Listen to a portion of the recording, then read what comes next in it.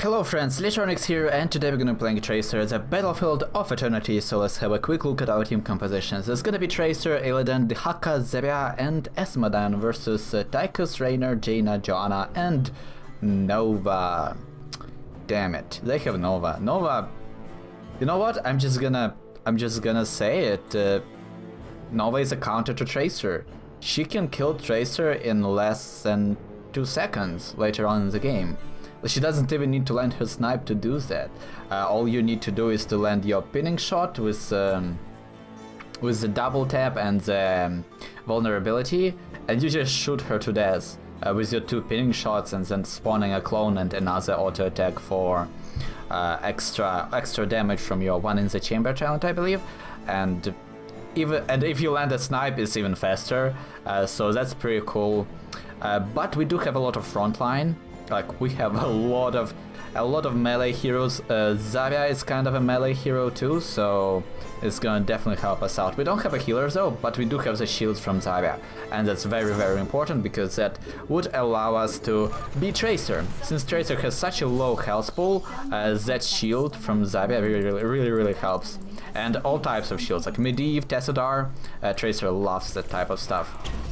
Especially Tessadar because of the leeching plasma synergy. Oh, it's so good, it's so good. So the build we're gonna be doing here is probably gonna be our standard Tracer build.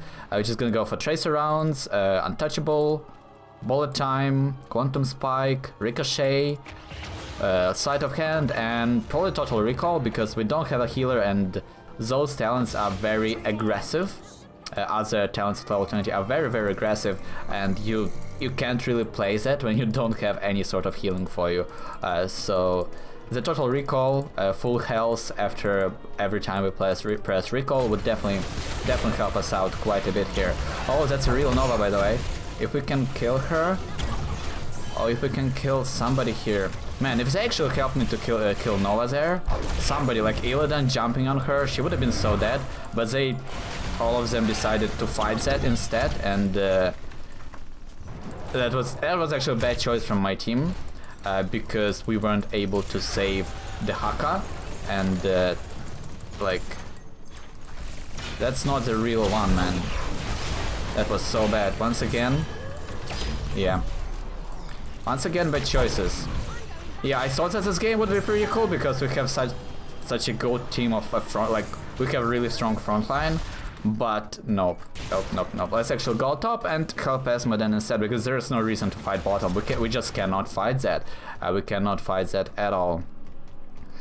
So, by the way, Blizzard recently announced the new game mode for Heroes of the Storm, the Arena Brawl, and I'm super excited for it, because as much as it's true that MOBA type games have infinite replayability because of the amount of teams you can get, amount of different play styles from different people, like, yeah, you have a lot of replayability. But I will say that I played, what, like 4,000 games of Heroes, and sometimes you just want to have fun. Like, sometimes you don't want to be laning versus the enemy team, or picking the meta heroes, or doing the like efficient trades, efficient plays, efficient rotations, like playing same heroes over and over again. Sometimes you just want to have fun, and that's exactly what the Arena Brawl is. And I think it's a really good time to release it too, because of the success of Battle Rite. I really think that it's a good time to release the game now because of how that works. I should have tanked, by the way, the damage from Immortals there. Also, it would have helped if we had Illidan here. Maybe that 2000 damage was what we were lacking from Illidan there, so there's that. But yeah, I'm really excited for the Hero Brawl because sometimes you just want to have fun, and right now, you can argue that quick match is a fun mode, but it's not necessarily true. Oh my god, I actually somehow survived that, so that's nice. That's helpful. We're gonna go for Untouchable here, even though it's a very aggressive pick, considering that we don't have a healer. Okay, that's a kill, but we are really low health. and I cannot do anything here. I'm just gonna retreat. We are too low on health to do anything, because that will happen.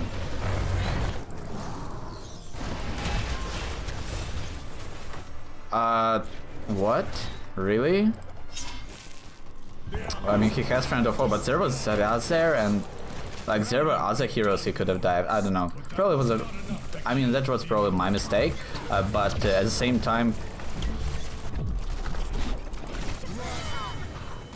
Okay, the Haka just looked at me like, what? What? Oh my god, that was so awful. We did kill her, so do we have a stack of Untouchable? Actually, no, we don't. And that's kind of weird because the same talent for Alarak as Pure Malice at level 13. If Alarak dies, if basically Alarak died in the vicinity of a team fight and people die, he still gets the stacks from him. Also, the mages for Zul, level 20 talent, if Zul died inside a team fight and heroes die around him, he also summons mages here, but for some reason Tracer doesn't get the stacks of Untouchable after she died, even with things happening like that. So that's a little bit weird. Can we get a good push here? I think it's gonna just be cleared by Jaina here, sadly, but that's okay. We have our bullet time now, and that means that we can get some chasing done, we can get some escapes done. It just helps our maneuverability in the team fight, and especially since we don't have a healer, it's very important to dodge as much as we can, and bullet time really helps you with that. You can kind of go for Spatial Echo if you expect, because both teams have no healer, so people will die both sides, so Spatial Echo actually would make a little bit of sense, but I think bullet time is a little bit more consistent, a little bit more safe choice. Let's tank this for her, just so that she can get some damage done her. She also should have went inside the range there on her own too, to get the damage boost from her own shield. Okay, we had to use our ultimate there, but that's okay. Oh my god, what can we do here?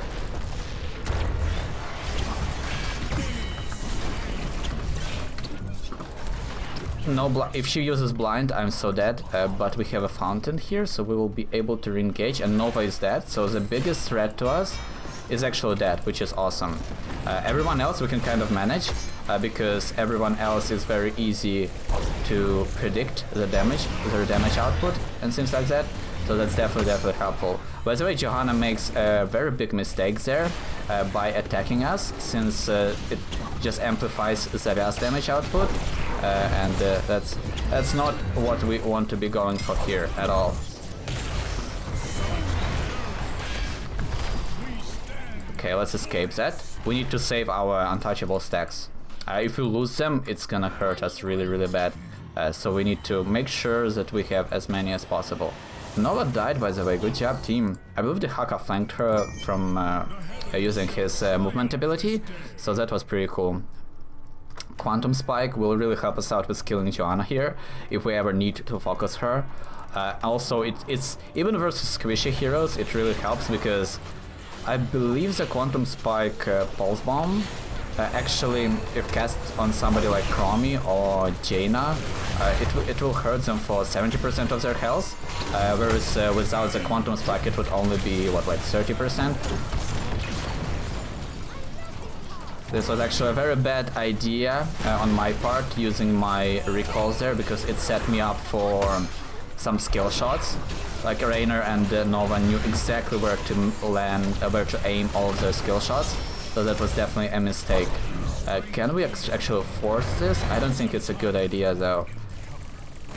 Okay, let's just disengage immediately and not overstay. This is actually really good because our team actually disengaged there, and very often you just see people just staying there for no reason and trying to get maybe a kill, maybe we can get a fountain, maybe we can get a kill or two, maybe the enemy team will make a mistake and we will make even a harder push, but more often than not it goes the other way around, and it's your team that overstays there, and then the enemy team with full health, with full cooldowns and everything, just destroy you. So that's definitely not helpful there. And there we go, Quantum Spike was able to finish him off. I'm pretty sure that that's what's happened. And because if we didn't have Quantum Spike, I really don't think that our Pulse Bomb would have had enough damage to kill Tychus there. So that's definitely cool. So the Haka will go in. They can hear the Haka coming. Like if you're actually paying attention to the sound, you can hear exactly when the Haka is burning next to you. So that probably wasn't the smartest place, but it kind of worked. Also the Haka overextended, and he used his isolation really bad. Not isolation, but he used his adaptation. Like he used it after he was with no health. That was weird. That was weird. If he actually used it like right away when he engaged that, and before he took damage from the Ring of Frost, he might have survived that. But I don't understand what happened there. So let's help out our team here with the clear of this Merc camp. It's not gonna be a ton of damage, but every little bit helps. So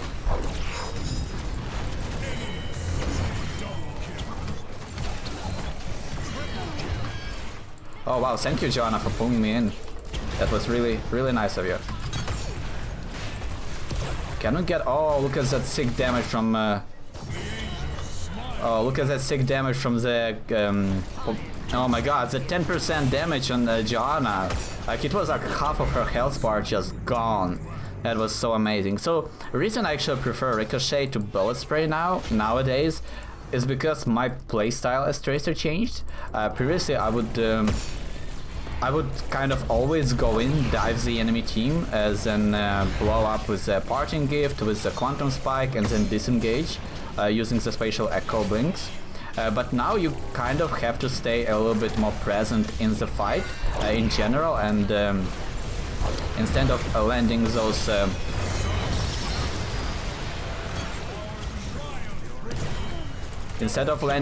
only the bombs and the recalls with the damage and just piecing out, you actually need to be in the fight for the full duration, and Ricochet really helps doing that. Like it just gives you AoE damage as Tracer without the need to engage into melee range for the Bullet Spray. And also I believe that Ricochet generates your ultimate faster than Bullet Spray does, because even if you attack multiple heroes with your Bullet Spray, you only get the energy for your ultimate once. So that's definitely helpful. The other important part about Ricochet is that you can actually use it to dismount people that are not necessarily in your attack range. So that's definitely important. And like doing damage from a range that doesn't really make sense, like because that we are able to scratch Nova and Rainers are a little bit, not too much, but every little bit counts. I always say that, but that's kind of so true. Oh, that was clutch. That was really clutch job by Esmadan there landing that. Let's clear this up, and let's try not to get killed by Jaina there for no reason. And let's disengage now. There's no reason to stay past this point because Joanna will regenerate, and then she can kind of hurt us quite a bit. Also we have 14 untouchable stacks, which is pretty beautiful. We can go for Sleight of Hand. I really don't think that the extra, like Locked and Loaded does more damage, right? But it's only 20% more damage, and there are times where you cannot really trigger that. Like if you screw up mid-fight with Locked and Loaded, now you don't have the damage boost for another clip. And if you spend time to reload and enhance your current clip, like if you didn't exhaust your full clip in the current rotation, but you need that extra damage boost, and if you reload, you're actually losing DPS. Whereas Sleight of Hand is just a consistent 28% damage boost. And it also helps you out with your bullet time stacks because it improves your rate of fire, as opposed to Locked and Loaded, which improves your DPS by improving your damage, which does not necessarily help with stacks and things like that. That should be a kill. There we go, Rainer just died to the Pulse Bomb. That's amazing. Like Tracer, I really think that Tracer really excels in winning games, because the reason we are killing them so easily, by the way, is because we are really ahead in XP, and it really allows us... oh no, that was too much damage there. I tanked a little bit more than I hoped for.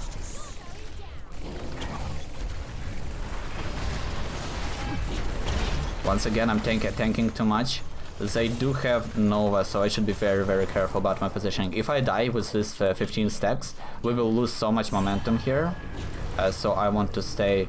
I definitely want to stay alive here.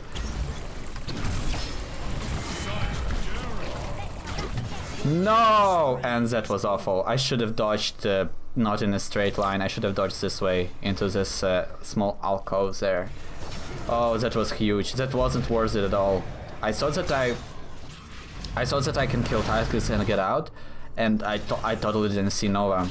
I should have paid attention to it. I should have been more careful with Nova around. Oh, this is actually pretty huge for the enemy team, because now we don't have our powerhouse Tracer here. Even though we don't have the most damage, Esmodan actually doing really good job landing his skill shots there, but we do have the most kills, and we were actually using our Untouchable stacks to secure kills safely together with our pulse bombs.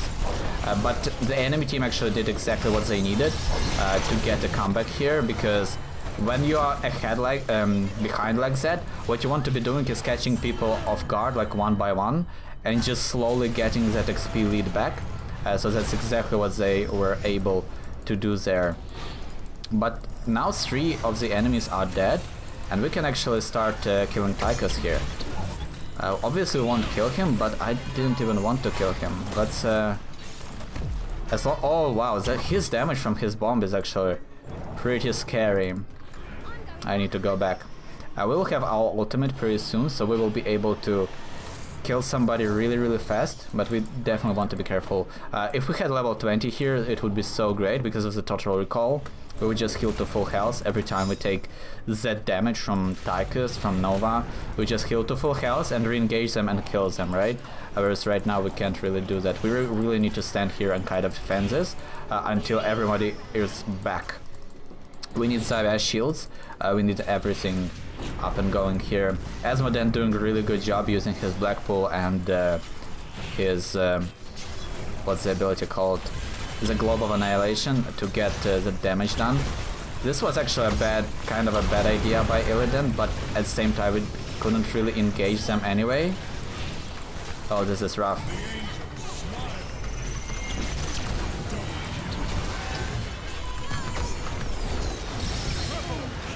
Okay, she actually... I almost recalled into her things there. We need to kill Tychus though. No, Esmodan body blocking me. That should be a kill. There we go, we wiped them. That's awesome. That's really awesome. That's exactly why we wanted to play defensively in the first place.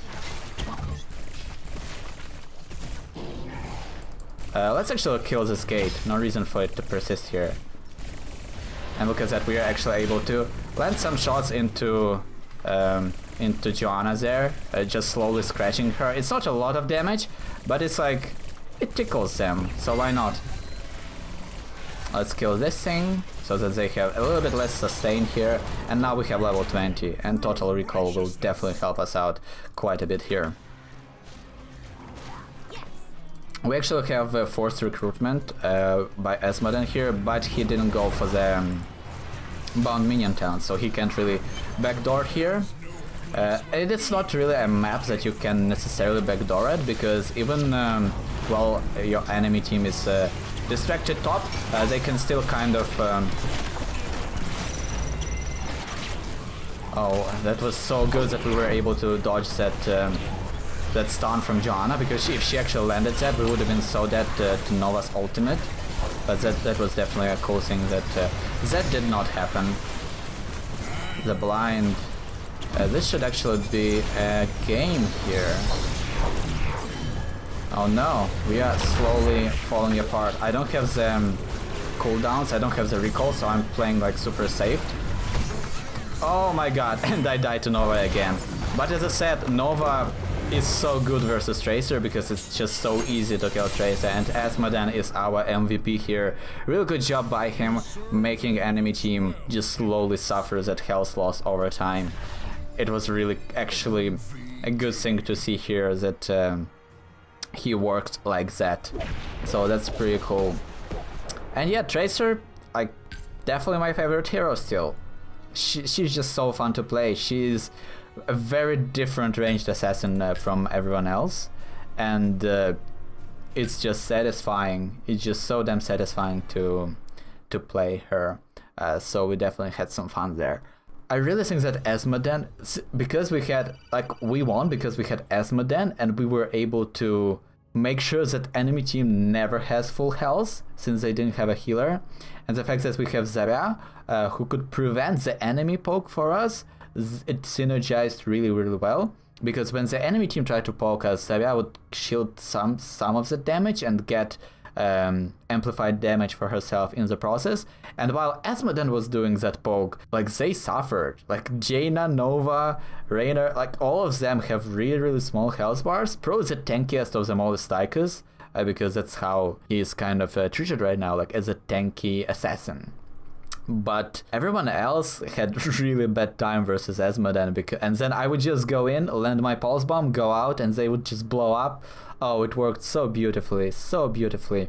Sadly, we died a couple of times, but that's what I'm saying. It's so hard to play versus Nova as Tracer, because it's really hard to maintain vision of Nova while you are trying to blink around as Tracer everywhere and dodge every skill shot, get that positional advantage on everybody, and even try to body block sometimes. It's really hard to do that and keep track of Nova. So I really think that that's why she works so well. And at the same time, they had Raynor, they had Tychus. Well, maybe not Tychus, but in a duel, Tracer versus Raynor, all Raynor needs to do is literally just shoot Tracer. Like, he doesn't even need to run, and that's probably something you want to be doing. Like, if you are playing Raynor and if there is Tracer trying to kill you, just shoot her. At the very least, you will force her to use recall, and then you can disengage. And if she actually overstays, you will kill her, because Raynor has more damage output than Tracer does. Unless she has her Untouchable, or if she lands an ultimate on you and gets like a jump on you when Raynor doesn't expect that. But if you can dodge her ultimate, and she doesn't have a lot of Untouchable stacks, Raynor wins that matchup. And since they had Nova, like, Raynor would just shoot me a couple of times and then Nova would just finish it off. So I tried to play as carefully as I could, but as Tracer you kind of want to go in no matter what. Like, if you all the time stay back, even with this build, even with the Ricochet and Untouchable, even if you kind of stay back all the time, you aren't really that useful. You really want to be kind of diving in the enemy team when the moment is right and getting that kill, getting that melee strike to finish them off, or landing a pulse bomb, killing them. So it definitely, without a healer, it's really hard to sustain yourself when doing that and keep yourself alive. But the game was actually really fun. Everybody played decently. Like, I don't think that anybody did really like huge mistakes on both teams, by the way, because enemy team was really on top of their like damage output. I actually can't recall them making huge mistakes. I really think that our team comp is what won us the game here. So it was a very satisfying match to play. So if you enjoyed the video, consider subscribing. If there are some heroes or builds you want to see me playing next, make sure to let me know in the comments. And as always, guys, thank you so much for watching, and see you next time.